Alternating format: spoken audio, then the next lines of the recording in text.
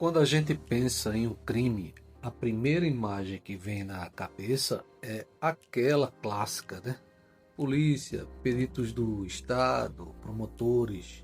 É a versão que a gente vê no jornal, aquela que, na maioria das vezes, acabamos aceitando como a história completa. Mas e se essa não for a história inteira? Pois é, essa é a grande pergunta. Será que a investigação conduzida pelo Estado conta mesmo toda a história?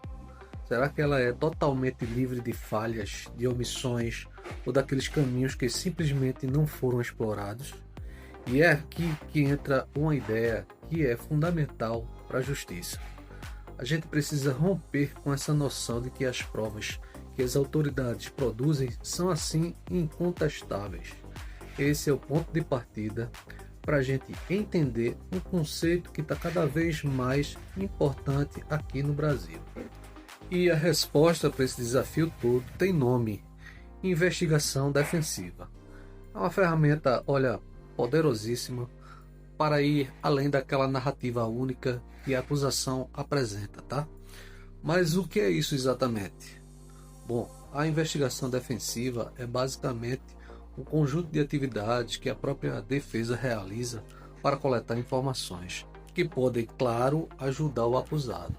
Isso ganhou uma força gigantesca com o pacote anticrime lá de 2019, que acabou formalizando essa prática.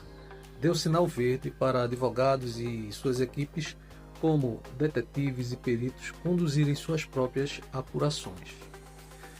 E como isso funciona na prática? Primeiro começa com a coleta de elementos. Isso significa ir atrás de novas testemunhas, de documentos que foram ignorados. Depois vem a análise e a reconstrução do cenário, onde a versão oficial colocada à prova. Um passo crucial é, sem dúvida, identificar as falhas na investigação do Estado. E aí, por fim, entra um apoio técnico com peritos, que vão analisar as provas mais complexas. E para fazer tudo isso acontecer, duas figuras são essenciais: o investigador particular e o perito particular. É fundamental entender como esses papéis se completam, sabe? O detetive particular é um investigador, ele foca no contexto geral. É ele que vai a campo, entrevista testemunhas, reconstrói a dinâmica dos fatos. Já o perito não, o perito é um especialista técnico. O foco dele é a análise científica, como por exemplo, examinar um documento, se um documento é autêntico, ou fazer uma perícia digital. E o documento de análise crítica do investigador é cirúrgico. Ele vai revisar os procedimentos da polícia, vai procurar por depoimentos que não se encaixam, vai verificar se teve alguma falha na guarda das provas, o que a gente chama de cadeia de custódia, que é super importante. E, claro, analisar se os direitos do acusado foram respeitados em cada passo do caminho. Mas essa expertise toda não serve só para defender alguém, não. Ela acaba se tornando uma ferramenta muito poderosa para outra parte fundamental do processo: a própria vítima. Exatamente. Muitas vezes o foco fica todo no acusado, mas a investigação particular vai muito além da defesa. Para a vítima, essa investigação pode ser literalmente a diferença entre impunidade e a justiça. Pensa só, ela pode ajudar a identificar os autores do crime, pode dar um gás e complementar a investigação oficial, que às vezes está muito lenta, pode ir atrás daquelas pistas que a polícia deixou passar, proteger a vítima de ameaças e, claro, reunir as provas que faltam para que o agressor seja de fato responsabilizado.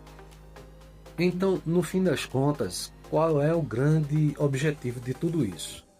É sobre algo muito maior, é sobre equilibrar a balança da justiça. O ponto central é esse aqui: garantir que todas as partes tenham uma voz completa no processo. A investigação defensiva parte do princípio de que a verdade pode ter várias faces, não é só uma versão única. E na prática isso democratiza a busca pela verdade, que deixa de ser um monopólio do Estado e passa a ser construída de um jeito muito mais completo e transparente. E essa citação resume tudo de uma forma brilhante. A investigação defensiva não é sobre inventar uma versão dos fatos, mas sim sobre garantir que a balança da justiça esteja realmente equilibrada, dando para a defesa as mesmas ferramentas que a acusação já tem.